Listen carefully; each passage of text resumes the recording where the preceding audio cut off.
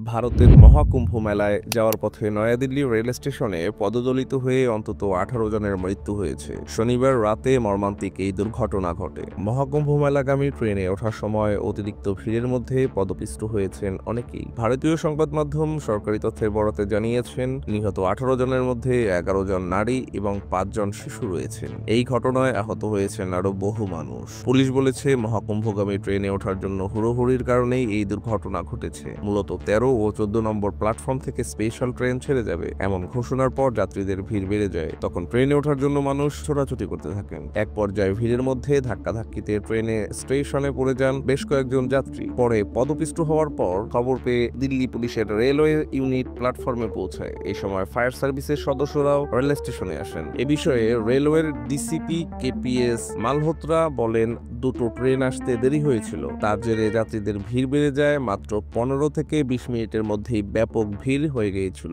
Special ট্রেনের ঘোষণা হতেই সবাই ওই ট্রেনে ওঠার জন্য তাড়াহুড়ো করতে থাকেন। বর্তমানে পরিস্থিতি নিয়ন্ত্রণে রয়েছে। মেহেদী হাসান অনিম, সার্স, বিডি নিউজ।